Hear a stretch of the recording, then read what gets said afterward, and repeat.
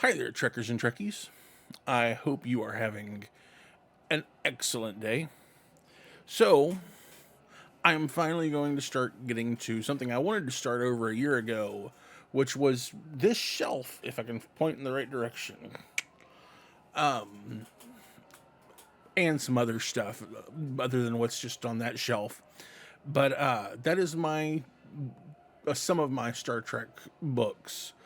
I want to start doing a Star Trek book club of sorts where we'll take and look through some of the various books that have been put out, both the reference books, which is what we're going to be looking at today, and the novels. I've got quite a few novels over the years that I have enjoyed.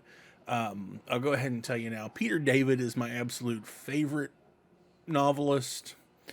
But today we're going to look at Franz Joseph's Starfleet Technical Manual. This is actually a really fascinating book with a kind of a cool history to it. And starting with the binder that it comes in, this is the first edition. I also have the third edition that came out in 1996. This was actually the one I had first. I've had this one since 1996, since I was 15 or 16, somewhere in that area. I got this one, picked this one up a couple of years ago. But Franz Joseph was an artist, was a huge fan of Star Trek, and apparently in the early 70s, after the show had ended, but they had started doing conventions, he noticed that people were trying to build props, the phasers, the tricorders, costumes, and stuff like that. And not, he, in his opinion, I guess, not getting them very accurate. But it was because the only way at that point for anyone to get anything accurate was to watch the reruns and try and get as close as they could. So he started coming up with technical drawings, and it's actually kind of interesting what he did. He worked on these technical drawings. He then actually managed to be able to share some of his technical drawings, which I'll go ahead and just hold one up to the camera. We'll look at the book more in a minute, something like that. He got to share some of these pictures, these drawings, with Gene Roddenberry. And Gene was incredibly impressed. His wife, Majel, at the time was actually running the sort of the merchandising branch of things for him. So he put Franz in contact with Majel, and they worked together. They got him a ton of pictures from the set. Got him actually to be able to look at some of the physical props, as well as pictures of them, so that he could create technical drawings that were the most accurate up to that point. And this first edition, the one that I was holding up a moment ago, came out in 1975. Like I said, it's been printed a couple of times. Like I said, I've got the third edition, which was the 30th anniversary. I'll show you real quick.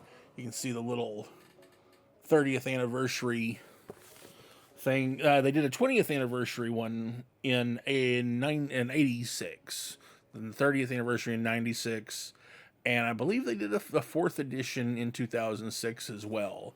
I don't think that they have reprinted it since then. So you'd probably, if you go on like eBay, I know you can find first editions on eBay, but if you're looking at publishing websites or Amazon, you're probably going to find like a third or fourth edition on there, and I have no clue what they run for currently. But then, what was really kind of cool for Friends is that then when they started making the Star Trek movies, Star Trek the Motion Picture, Star Trek 2, they turned around and used a lot of his technical drawings in the movies. I'll point out a couple of them when we look at the book here in a minute. And actually, real quick, just for the interested, His full real name was Franz Anton Joseph Schnaubelt. I'm not that great with German last names. That's why I pulled it up, because I was like, I'm not going to remember how to say that. But if you don't know anything about him or any of his art or books, you should check him out. Granted, the name Franz Joseph is actually kind of common. There's a whole lot of famous people with that name. But yeah, so let's get into it. So to explain this one real quick, we're going to set this aside. So if you were someone who worked in a technical field in the 60s and the 70s, you probably already get why this looks this way. And up through the 80s. It wasn't really until the 90s that they sort of changed how technical manuals were presented. Of course, eventually the internet or the computers got better, and we have technical manuals are presented on hard drive. My camera's being funky. So anyways, in the 60s and 70s through the 80s, really, technical manuals were typically printed on paperback, and they almost always had a red cover. And they would take and then slide them into these binders, which that's exactly what this is. I can take and slide this out. There it goes. Carefully. And you'll see red binder back. I probably shouldn't have done that, because now it's going to take me forever to get this back in.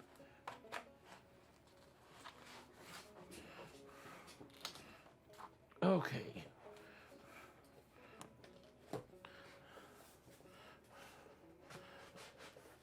There we go.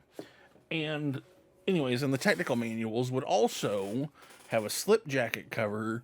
And what was interesting about this, and this is something else that got accurate here with this design, is that they would frequently have sort of a fancy designed cover that they would put in. But on the actual book, they would actually, this is the gold embossed Starfleet Technical Manual title. And no, it does not say anything on the spine. It's completely blank. Now, one thing that is kind of amusing to me is that because this is the original, it has the $6.95 price on there, which sadly, the third edition, which I got back in probably about 96, 97, it does still have the sticker where I got that from Hastings. If you remember Hastings, you'll recognize that particular sticker, but the ink has completely dissolved. I wonder if I can sort of see some shapes of numbers. I can actually see where it says Star Trek Technical or Fleet. Yeah, anyways.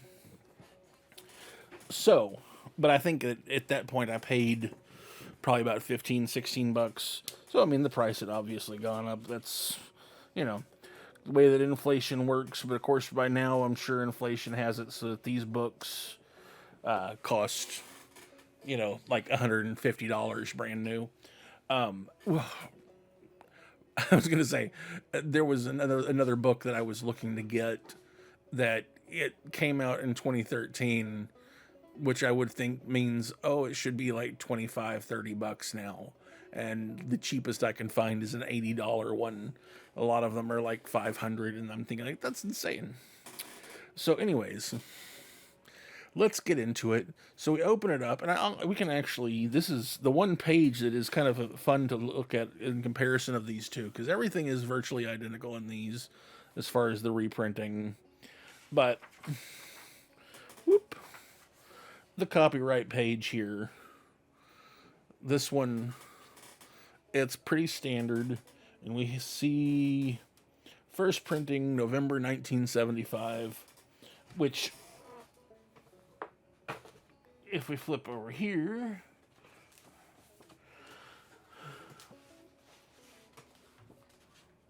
you'll see that this page has a lot more stuff written on it. We see the copyright 1975, and we've got first printing November 1975, 20th anniversary September 1986.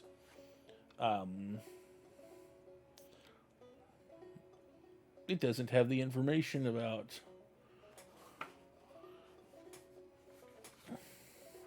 But yeah, these two pages are kind of fun to compare. They had to add a few things. As far as the information it had. So, there's a lot of this that is just filler information. We've got an index, which obviously is useful.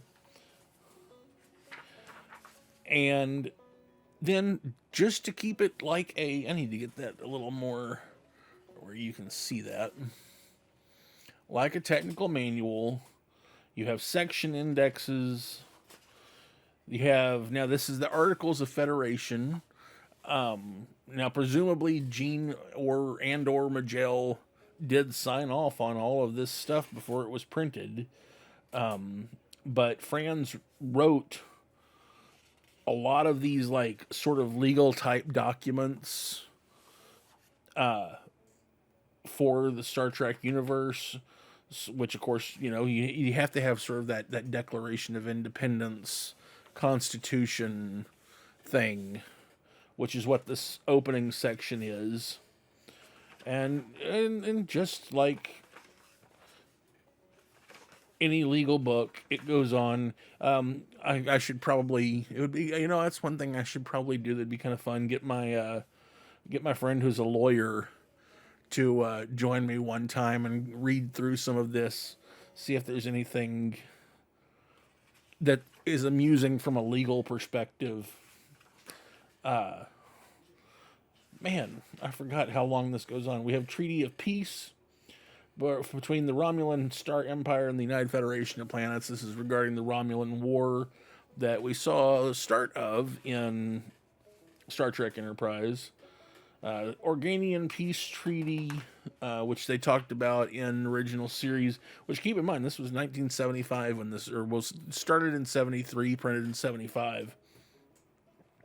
So everything was based on just the 3 seasons of the show, which this was the logo that we saw on the show.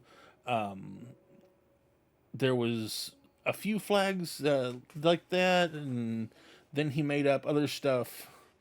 He made up this flag for Iridani and then other planets.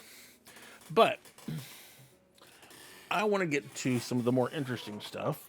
Let me pull my mic over. Okay. So, we got flags. Here we go. So, this is the official typeface for Starfleet. Which it is, I have not found anyone to point out anything being incorrect as far as this compared to the show. And then there's the second page of the Starfleet specifications. Now, you'll notice this page is in color. This is the only color page in the entire book. It's a glossy page. It stands out. In fact, if you actually close the book, well, here, I'll show you on this one. You can actually see that line where the one glossy page is different stands out. And it's the reason that they did this was because the entire thing is printed in black and white. And you'll see, I showed you the picture of the ship a few minutes ago. So they have these numbers here. And as we get into the book, stuff is labeled, 06 or 12 or 18 to show which color that stuff is as you get into it. So let's get to some of the more interesting stuff. So there's how Starfleet is sectioned out, and then we've got the Starfleet headquarters. He designed this entirely himself. A lot of people have used this in their role-playing games. This is maps of the Starfleet headquarters interior. Then we have a section on the uniforms and how the ranks work and how the badges work. There's layouts for the uniforms. And what's interesting is this actually gives centimeters for measurements that would actually indicate how people could make their own uniforms at home. And here is the uniform pattern. So if somebody wanted, they could take this information, expand it into a big pattern sheet, and sew their own uniform. And he does this for all the uniforms. You got the female uniform, which is here.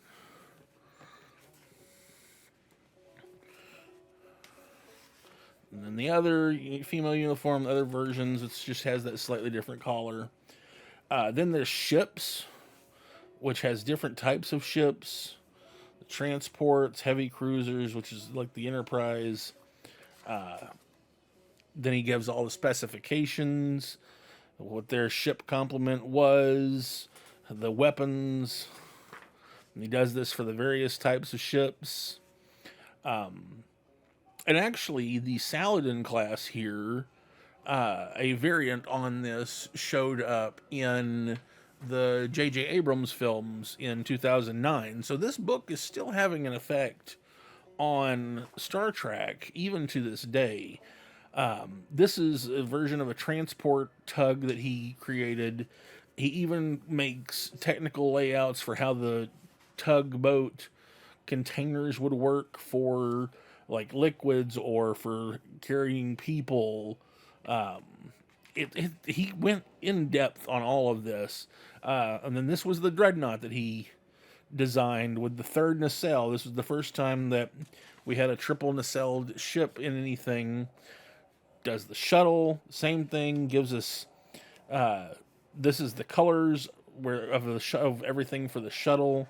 And he does that throughout the whole book. Here's the interior, which this gives us layout so that you can build miniatures. There's the room layout. This would be the stateroom for like the captain or Spock.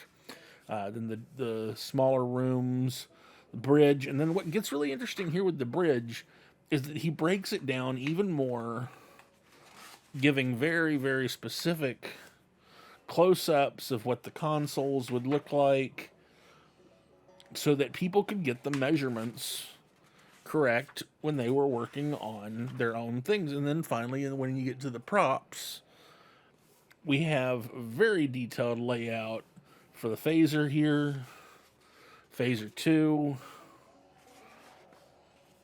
the ray gun,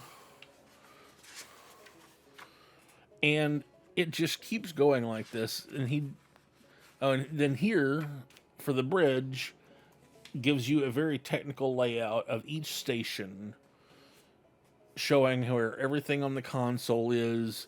Does the same stuff for the tricorder, shows you what the layout would be like. And what's kind of fun is that while this isn't accurate for what they would really do to make a tricorder on the show, it gives you a pretty good idea of how you can wire it up to have your own semi-working version of a tricorder so that it lights up. Which is pretty cool. Gets into some of the science stuff. I'm not going to go through all of that. I'm just kind of flipping through real quick, letting you get a look at it. Does a few maps, star maps and that kind of thing, which is pretty cool. Then he gets into by the way, oh, no, I guess not. I thought there was another thing there. Shows the layout for the medical section, which actually, because we only would have ever seen this piece here, he gives this idea that there's another identical section over here for a second sick bay, which got really cool and eventually got expanded into the big fold-out detailed blueprints that were produced, I think, about a year or so later. I think 76 is when they came out. Again, more prop stuff, for the medical tools, getting into all that. But this is definitely a book that if you're a fan of the original series, you should pick up a copy of this. It is really cool. It's really fun. There's a lot of stuff in here. There's even rules on how to play 3D chess. So, that is going to be it. And this version, like I said, it is identical other than that one the front page. Even the one colored page there is the same. So, that is going to be it for this little, I've gone over 20 minutes, look at the Star Trek Technical Manual, which was produced originally 1975, then 86, then 96, and then 2006, and then never again, I think. From what I can tell, I don't think they've reprinted it since 2006. But if you're a fan of the original series, pick this up. It'll be cool. It'll help you to figure out how you can go out and make something. I'll see you next time. If you enjoy my videos and want to see more, please like, share, subscribe, and ring the bell icon. If you want to support me, you can find me on Patreon or go over to Zazzle for prints of my artwork, t-shirts, and other cool stuff. If you're still here, why? Do you want to jam out?